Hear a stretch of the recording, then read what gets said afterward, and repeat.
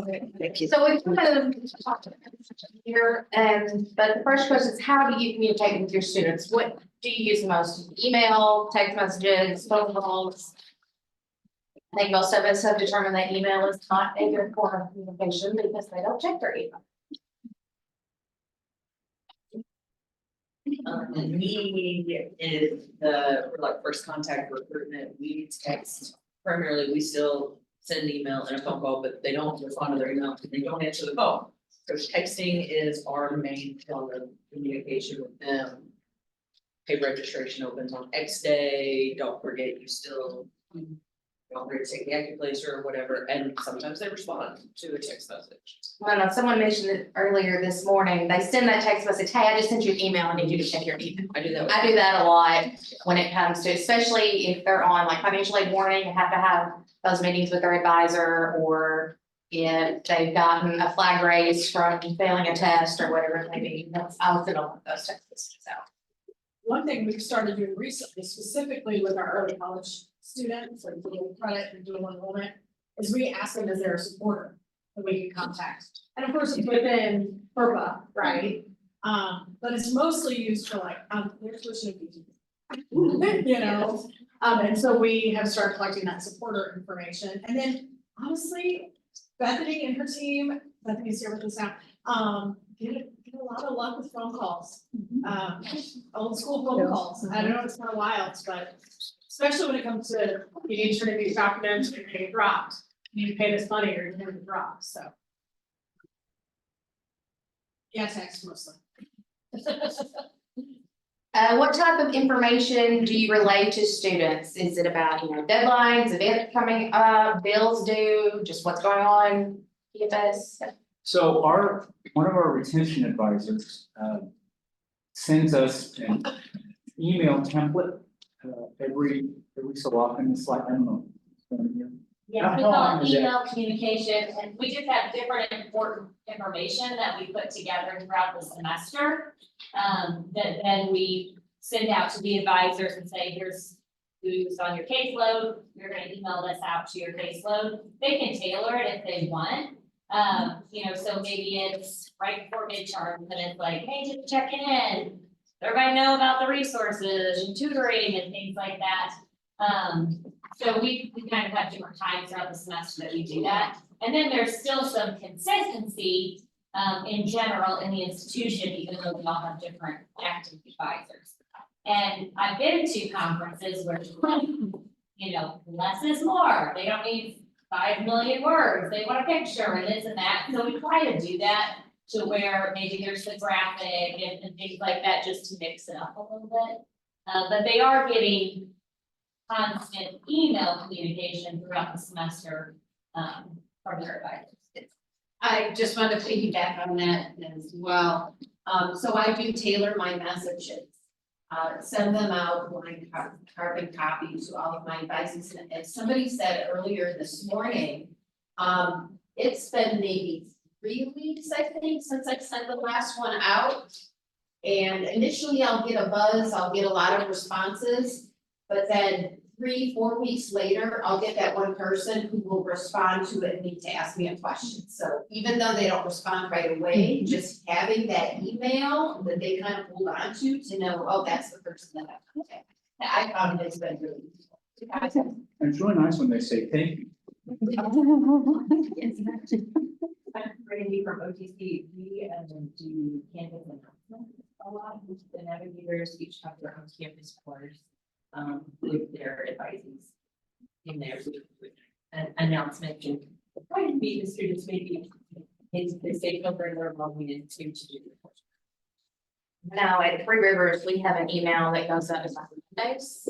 Communication. Yeah. Yes. Every Monday goes to all faculty and staff and students. That lets you know what's coming up that week in detail, but then there's just a little blurb of the rest of the month or things that are coming up. Does your institution personalize your communication? And if so, is it with what demographics and what's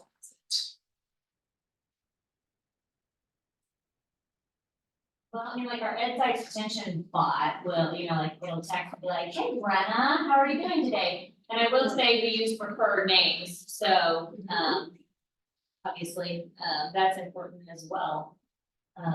Some of the other, like blind copy items, unfortunately, you know, we don't. I think there may be some software out there that you could tailor it. I think the more you can personalize it, the better. But again, if you have a caseload of 400. I've got some, I like that I have a bot, but I don't have a bot in college. And like for myself, what I'm noticing, you know, generational, like where the student is, where they're at, it all depends on just knowing each cohort of what they like. Because with my daughter, she's the next one coming up, she likes cold call. That's it, you know, she's phone all the way, you know, so, and they, like the young ones want to take something from my office with career development. But the older ones are like, nah, just email, you know, so it just, I think it just, we have to be adapted to it, yeah. Yeah.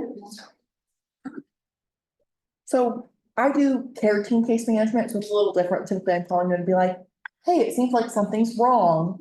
And we found that too, like cold calls, there have been only a few that don't answer. By the second phone call, they're ready to tell me what's going on. And so a phone call is typically like they're scheduling and we're meeting in my office. So I've had far better luck with a phone call.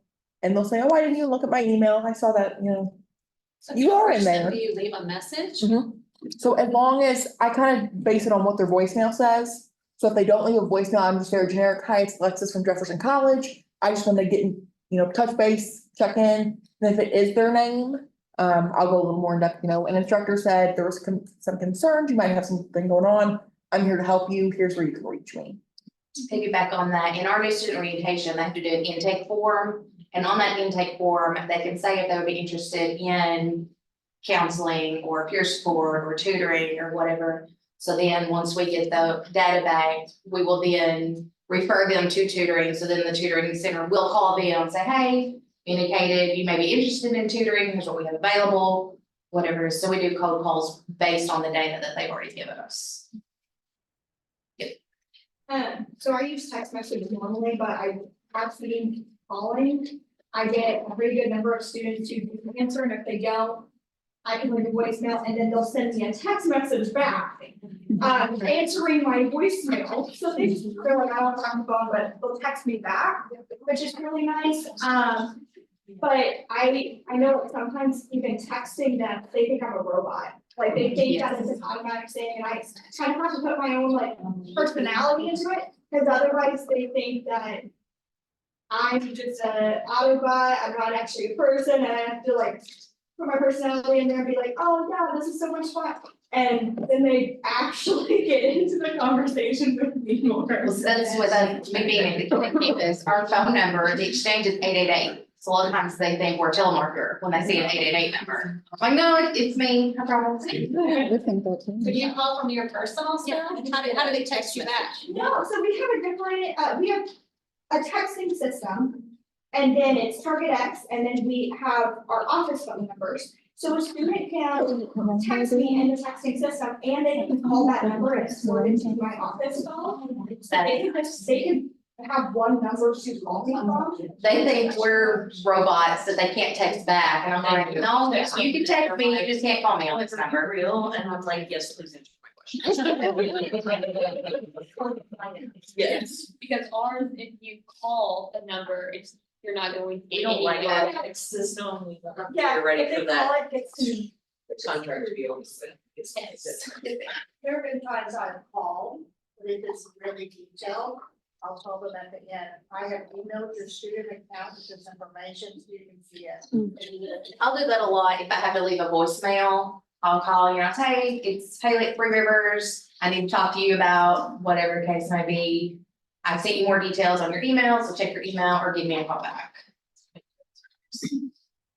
I will say too, I mean, and this is hard to do in general, but smaller populations, like our self-referral form that Lexi and I work with students on, or our students on academic probation, when we do that initial intake or they're filling something out and they want us to communicate with them, we just ask, how do you want us to communicate with you? Should we call you? Should we email you? Should we? And I mean, surprisingly, most of them want us to email them, so. ironic, but yeah, so, I mean, you can do that, I'm not saying you can do that across, like 400 students. Right. But in those smaller groups, you can actually ask and track that, and then just do what it is they prefer, which is fine. That's a question for everybody. What texting software do you use? Do you like it? We hate Like, ours. We use Signalvine and we do not like it. And we're thinking about Remind, but do any of you use it? Do any of you like it? And what do you like about it? With Remind, ADL, the adult, population uses that to communicate because our software, Watermark, you can text out only through that platform, but, Remind is wonderful because I don't have a problem. I'm from the public school system originally and we used Remind and I loved it. Yeah. So that with Signalvine, we can't delete numbers, we can't block spammers that are texting us back, we can't. Like once a year, we have to completely delete every number, And every archive import, it. every device. It's nice. Now, with Remind, you can still reply back. Yes. Yeah. So we use Ryan from the PC, we use SMS Target X. That's. I haven't seen. I like it being able to be forwarded to your office line. And I like then that too. here, since it's like that, is it integrated with like your CRM? Okay. It is, and then there's a feature on there, so a lot of the first communication that we'll try and have with students is saying, hey, we see that you want to apply for fall 2024. And so if that's what they're wanting, then you can save the just generic message that you'll send out. Registration for that opens this date, you should set up a meeting with me at this time. Like send group messages, it has to be individual and. So I do first contact, so every day I download all the new applicants for the day and. To put them in bulk is the most excruciating thing in the world, so we hand type them in every single day. And thinking about it makes. Like I have a caseload of 200 to 300 students, and I'm trying to send out a registration reminder, I have to send it individually to all 200 students. Cause we only have 2 people on campus that can send mass text. I'm on the OTP. I don't know if we can manually protect. Yeah, we can. Okay, but we do have a team though that sends out auto communication, and a lot of them are text, and we don't control it, it's called live and it's sent out. See, even our emergency management through this is excruciating. Our dean of students has to send out like closures for weather, she has to manually send it. Now, she doesn't have to send them individually, but she has to manually like tell the, Emergency message. everything goes we send. differently, and actually Signalvine will send it for them, but the messages that I send out to our new students every day, we have to manually like copy paste the message, put their phone number in and send it. cause you have to add them to the system, then before you can be doing text messages. And ours, whenever the automatics get sent for us, it's still from my number. So they text me directly instead of, hey, so-and-so texted you, this is what they said. They'll text me directly and I can just answer it, even though it automatically send it out for. Yeah. And you each have your own number. As far as an app that comes in and It just generates random phone number. it just generates a random number, if you come from a different number every time, it's confusing. Oh, gosh. The students don't know if you're really somebody. Like if Heather texts a student and then I text a student, on our computer, it shows this all one text feed. But the student may receive it from 2 different numbers on their phone. So I'm always like, this is Heather, no matter if it's the same thread, because of whatever, I decided to send it from a totally different number. Our And it probably looks sketchy. Yes. The regular thing on my phone. Yes. And do colleges collect feedback from students on their communication practices? I think somebody says that you do ask their Mhm. preference. Did anyone else ask what their preference of communication is? Application. I was like, our application asks, but Look at it.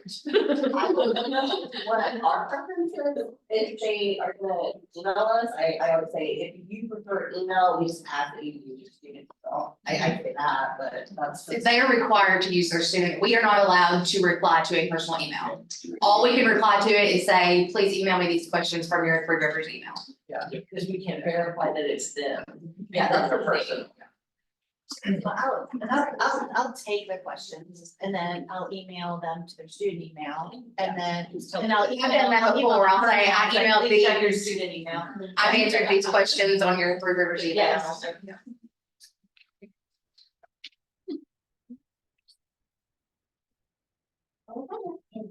Excellent. Anybody else have any other communication questions? All right, yay.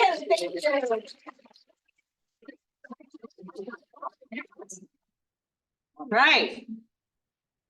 We're rounding out to our final roundtable. Thank you so much. Sorry, it's right over. I can, You can't face. I can hit a button. There we go. Questions or?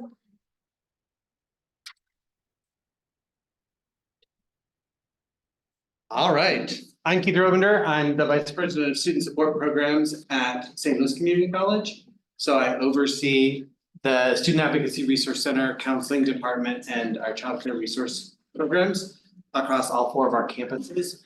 I, however, am previously the Director of Student Life and Community Engagement at a community college in Wyoming. So, and I'm coordinate our assessment stuff, so here I am. The first question on programming is, Here's a question. I'm sorry, what college you want? Laramie County Community College in China. My daughter lives in China. Oh, there you go. All the rest of my family live in Pine Bluff. To go. Yeah. Still in our district. Yeah. I grew up in Casper, so shout out to the Sure, Casper yeah. College reference earlier. Okay, so in terms of programming, what are your methods to use student voice in planning your programs? Go ahead. I do career services and I just QR code, they don't have to fill anything out, just check what would they like to know about career development and vocational calling, career exploration, like I reworded it a bunch of times, that it just shows me these workshops would be beneficial for the next year then, because I see what they need, but sometimes, I don't want to make that decision with them, so seeing it from them. It's not 60 students filled it out, so not everyone, but 60 students, I thought was pretty good, I'll go to baseline, try some more chat out back on ground now. And where's that QR code posted? Is it on your flyers or on your website? Or? Anytime I do an event, it's just on the table. I don't, because they get surveyed all the time, so I don't want to email it to them, but just wherever I'm at, I just bring it. Like with me. Excellent. One thing I do is every fall, I have a counselors luncheon at the Kennett campus for the counselors in definitely Pinsac County and Clay County, Arkansas, since that's my direct service area. And I just ask the counselors, what do you see that your graduating students are interested in that we could possibly, if we don't already offer, what could we look into offering the next couple of semesters? So we just recently went from faculty advising to hiring navigators to kind of take on this whole responsibility. But now there's 5 of us navigators, and so one of the navigators goes to the curriculum committee meeting they have every single month. Because faculty have noticed they don't really get to have the same relationships they gotta have with some students before. So the students are kind of telling us, asking us, oh, I want to take this class, or do you have this, or I really want to do this for a career, do you have a program? So we kind of really collaborate with our faculty and provost and stuff like that in the curriculum meetings, so they can kind of have a general idea of like, oh, okay, well, we haven't seen that before, or know where's the leading. We do the Missouri Assessment, a college health behavior survey every year, and then based on the data that our students give us is what we plan our programming around for the next year. So we're doing that for the first time this year, so we're looking forward to that data. Help us plan our activities based on what they actually are telling us. Yeah. Can be data informed, you don't have data.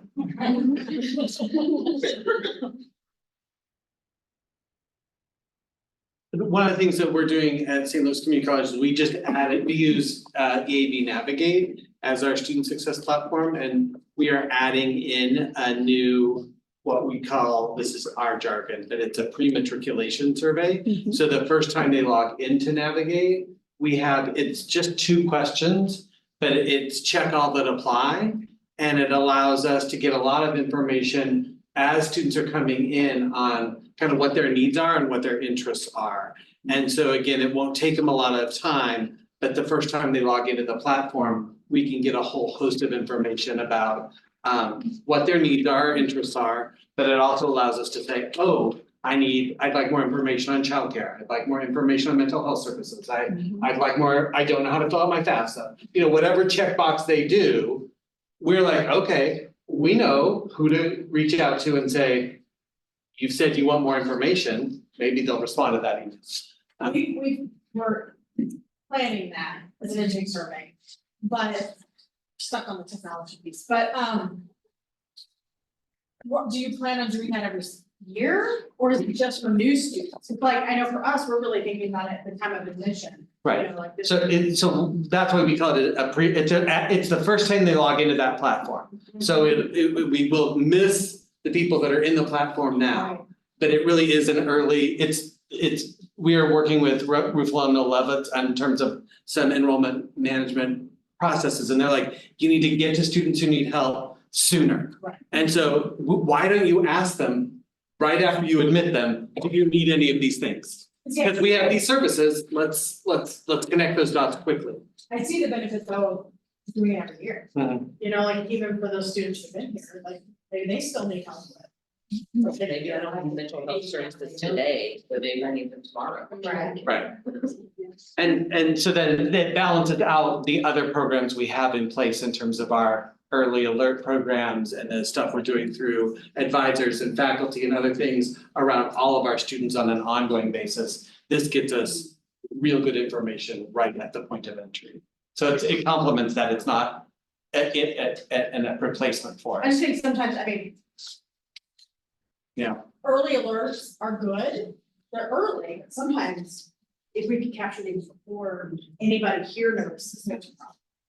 That's what we're trying to, that's the gap we're trying to fill. Hard, Yep. hard to decide when. We also don't want to over survey or over request.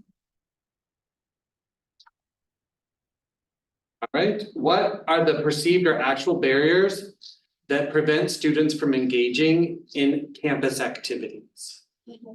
So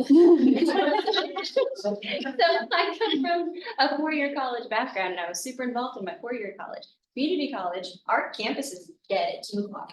Dead. Like when I do tours, I'm like, I promise this is a real college. People don't.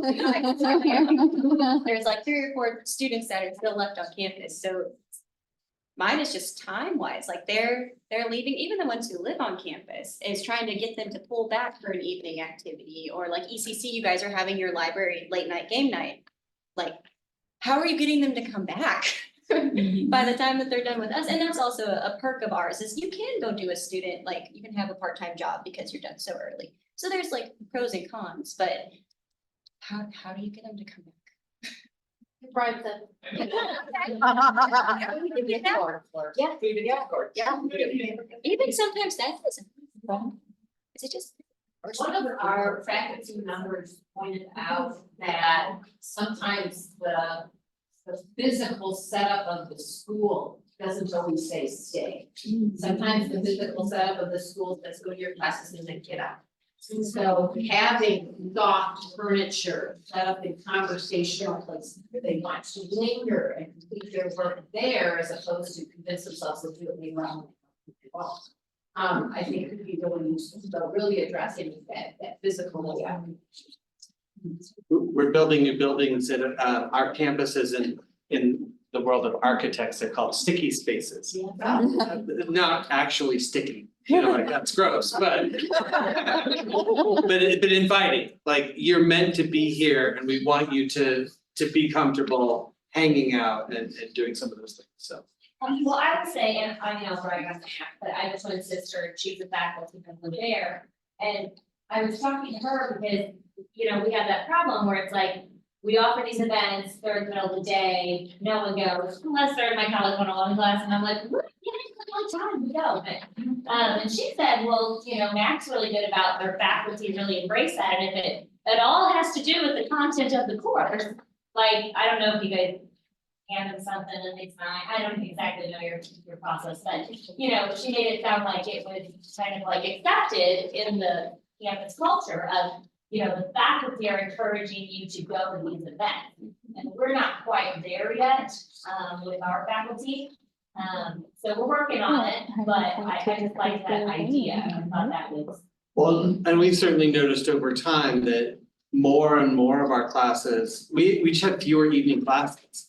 People who I think used to be working adults and come in the evening are now doing virtual online options and never have to come to campus. So it's much harder for us to figure out how to engage them. So we are also in the process of trying to build out points of connection through Canvas, and which is our learning management system, to be able to make sure we are in that space where students are logging in every day for class, but it's hard. I think some of it is also just making sure we do your activities well. So it's something that the students are actually going to want to do. We had a Barbie movie night. And we watched the Barbie movie, we had mocktails, like, you know, drinks that were Barbie themed. They could get inside the Barbie box and take the pictures, and it was really, really successful. We were super popular at the time, but just making sure some of the things that you're picking are important and relevant, and I mean, yeah, sometimes we have slots because it's not, they're not wanting that at that time. So it is trying to figure out what are they want. Do you guys know who John Gardner is? Or to experience the guru? Okay, so years ago, I had the opportunity, he was a consultant for us when I lived in Florida on our QEP, which is part of our accreditation, and I won't get into what that, you know, more about that. But anyway, one of the things he said with me that I will never forget, not to me, but to our group, he said, students don't do optional. Right? And so I think it ties back to what you're saying, right? If it feels like another thing that they, you know, have the option, they're just gonna opt not to do it. I think the 4 years are different because they're all there. I mean, we all, you know, most of us probably went to a 4-year university and we lived there, so it was our life.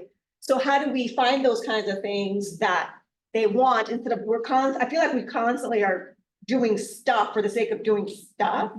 And maybe we're doing 20 things where we could just do 10 and have 10 really impactful programs instead of just sort of throwing things out, if that makes sense. It's also really, I think 65% of our students are online. So how do we even get them to come? Yeah, so to add to that, I'm 60 miles away from the main campus. And my students think, oh, that's only for the Poplar Bluff students. It's not, it's a student organization. Yes, yeah, our outreaches are the same. So to piggyback off that, are you reaching out to your digital students? Are you doing digital events? And if so, how are you doing digital events to reach them where they are? We're not doing that very well at St. Louis Community College, I don't think. And not because staff don't want to, we just need the software. And you know, speaking of online students, you said that's a large chunk. 65% of ours are online. Well, I think our world is going to change. Like, it's changing every day, but even more so, I think the next 5 to 10 years. We're partnered with Ruffalo No Levitz, and they're helping us to do enrollment consulting with us. And they went out and did a survey of prospective students for us in our region to see what they're interested in, what kinds of programs, and then would it be in person, online, a combination of all of that. Most of the students that they talked to, these are prospective students coming to us, they want a hybrid, right? Some flexibility. Some of them want to be in person, some of them want to be entirely online, but the bulk of them were like a combination of those things. And so how do we, you know, at our college, at St. Louis Community College, we have an online staff, but really, and they sort of sit outside of our in-person. And I just think about the future and how do we it's no longer going to be two separate things. We have to figure out ways, like you're saying, because this is the new generation, like it's the COVID babies, you guys, that are now coming to us. And I have one of those in my house. She's going to Mizzou. Like, God help those people at Mizzou. They're gonna have to go because, yeah, they're just used to that. You know, their life is here. So we're at mental health conference today, and we offered on Zoom, but I only think 3 people joined in outside of who went that weren't very many that went. So I don't know how to reach. It's optional. Yeah. I don't know how to reach. We got to partner with faculty, I think. You know, I love the idea of a first year experience, like a mandatory. Some of you talked about that, because that could be a way, you know, you build it into the curriculum, like you do this, you get a grade for that. so that it's part of, they're earning a grade for that, so it's not sitting outside. I think just more partnerships with faculty, I think. This is not something OTC does, but this is something that I had as a first time college student. At MSU, they have their, GET 101 that every single student has to take. And that was, we had our faculty buy-in, and if you got extra credit or you got a grade for going to events, writing a little like paragraph of what happened, but then afterwards, you wanted to go to more events because you enjoyed it. Yeah. It's harder for us because of our curriculum and the way things are in our system. That sense of belongingness and connection, that's kind of, I think, amplify once you get people like, oh, I know some people and you're gonna be at the event, like, I'll come. And I advise a student organization and we're constantly like, let's add 2 more people to the group chat. I'm like, I'm so tired of the group chat. But it's where they live. And I'm like, I'm old. Guess what? I'm in the group chat. So I'm gonna thank you for, oh, go ahead. So I am Daniel Moore and I'm from St. Louis Community College. I'm actually a program coordinator of the PepsiCo Uplift Scholarship. So I have like a very specific amount of students that even for them to receive the scholarship, they have to agree to certain things. And one of the things I do ask them to do is attend an event. It could be on any campus at any time. And because a lot of our students aren't traditional where they are parents, they work, they do all these things. I try to offer at least 2 online virtual events, and it's really simple where it's like, okay, we'll do like a social mixer and you'll meet other PepsiCo scholars. And I do get a nice turnout with it, and it's like, okay, that was nice. And they do start to join and go to other events. So I think it's that and just the relationship that I have with them to call and say, hey, are you gonna come? Hey, or just the email thing, all of that. But making it mandatory, that's basically why they come out. Part of their scholarship. How do we go to everything? If they don't get money, if they don't do everything. One thing I started doing in the fall semesters is I have a trivia Tuesday. And so the 3rd Tuesday of every month, I post a trivia question in my lobby. Everyone gets a prize if they guess, then the winner, or the first person to get it correct, gets $10 Walmart card. And so then they start getting mad and be like, well, no, that's not the answer. I'm like, oh, yes, it is. So then they start coming back, does anyone want it?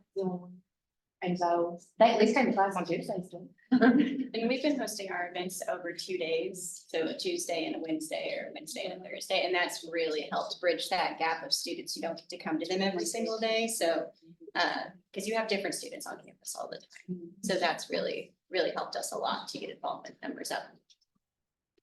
We've done a lot of events where we create something or we post something and then we can turn that into a social media blitz. And so even if people don't attend the event, they might see, oh, that was cool and come to it.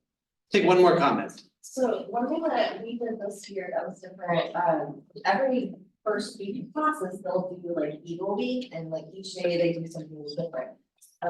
Some of it has been like they give out free t-shirts, and they would walk around with a car and like the director at that time would talk to the students and everyone got free t-shirts.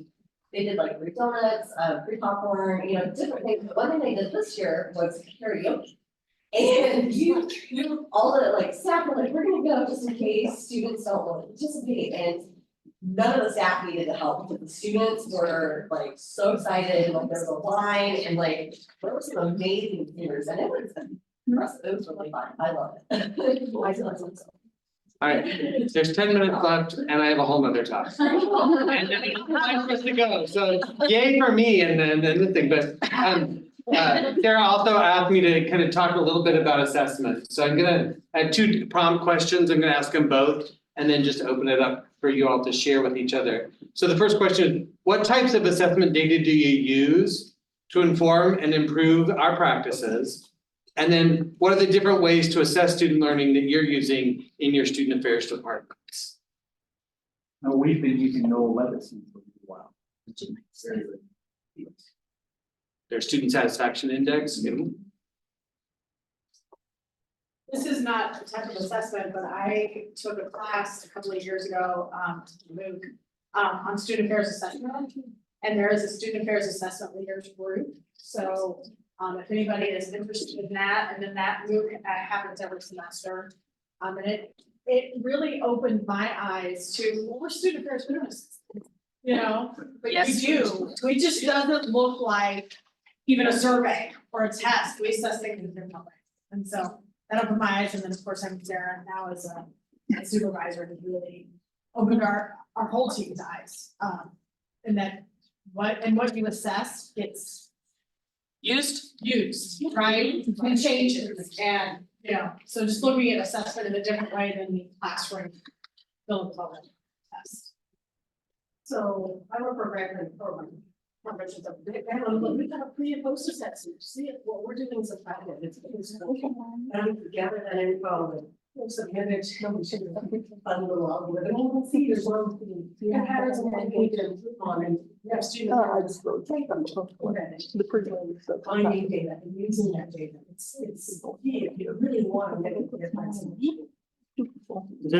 I'll tell a quick anecdote, but we often have a QR code at the end of our campus tour or at the end of a campus event. And I was talking with someone because I work with a lot of folks across assessment, and they're like, you know, no one's taking our survey, so we don't have any data. I'm like, that is in fact data. Yeah. What you're doing isn't working, so why keep doing that? So again, I think I partnered with our IR staff on some stuff, and they talked about oftentimes people go into student affairs because we enjoy the human experience and helping people and kind of connecting with people in that way. And then there's a bias in our field of saying, oh, I'm not a math person, or I'm not a data person, or and ultimately what I would say is, if any of you have ever Googled something to get a restaurant recommendation, you know how to find data and use results to make decisions about your life and your leadership. So if you can do that to find a restaurant, you can figure out how to do that to serve your students better. You just have to figure out what questions to ask, whether that's artificial intelligence or your IR office or the students who are actually walking in your door every day. So, comment, questions? Other ways you're using assessment and data. So we are looking at, now we are in a prevention committee and we are looking at for events. We don't have tons of traction yet, but we use something called Bloom's taxonomy, and essentially it's just this pyramid of assessment. That's not a survey. So if a student comes to this event, can they then explain to me 3 concepts of bystander intervention instead of fill out my survey? Can you talk to me based on what I just taught you? And we've done it once and they seem to like that. Big fan of Bloom's taxonomy. How many of you are faculty folks? So it's a taxonomy of learning, and it's a structured way of deepening the knowledge that students have. Can you explain it to somebody else? Can you list it? Can you and it's active verbs that describe what the student's learning as a result of engaging in the activity. So, great resource. Yeah, in general, it's just so good to have, and like Christine and I worked on projects and we did all this research and we were like super excited and we're like, we're gonna get this peer mentor program and you know, who knows where the money's gonna come from, but and then it's like, well, wait a minute, maybe we should ask our students, like, do they want a peer mentor program? Guess what? No, no, they didn't. They just wanted to engage more with their faculty. So it's, you know, it's things like that you're like, oh, I'm gonna throw money and resources into something, and it's like, oh, yeah, no, that's not really what they wanted. So it, you know. I thought about that earlier too, because in your presentation this morning, it talked about peer mentor programs. And I'm like, our students were very clear, that is not what they wanted. For sure. And I'm gonna throw out something that I just learned at Achieving the Dream is that, you know, you can use your public spaces where your students are at. Like you can probably all guess on your campus, like here's where the density of that student population goes to, right? And so one of the schools that did like a quote data walk, right? And they just put their data up. So for us, it'd probably be over in the dive where you guys had lunch. And they just put posters about student data, like talking about, this is the data about you as an ECC student. And what do you think about that? And they had like Post-it notes and stars and sad faces, and they just walked through like, ooh, that makes me happy. Ooh, that makes me sad. And then there was places for them to say like, how do we fix these numbers for you? And allowed them to just write out. And like, it was just this walking experience and they were already there. So Michelle, I was gonna tell you all about that. Glad that you're here. Yay, thank you. It's our data IR. But it's just finding ways to engage with them outside of a survey where they're doing stuff and interacting with things. So I know our coordinator for our Black Male Achievers Academy got our IR data around the achievement gap for African American students and white students. And just shared that data with students and said, what does this mean to you? Was some of the best interpretation of that data that we could have asked for, because it came from the students. And it was just like, I had no idea. But we have that data, and I think including students is a great suggestion, Sarah.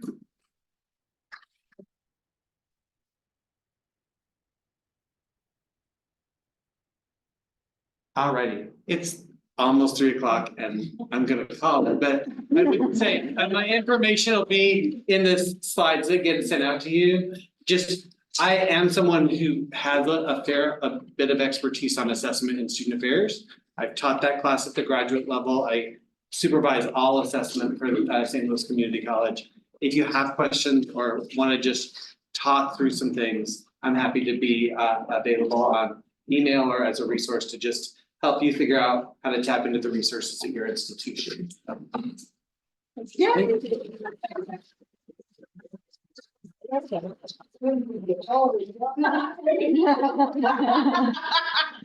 All right, well, I'm gonna do one quick thing here. I promised prizes, so wheel of name it is.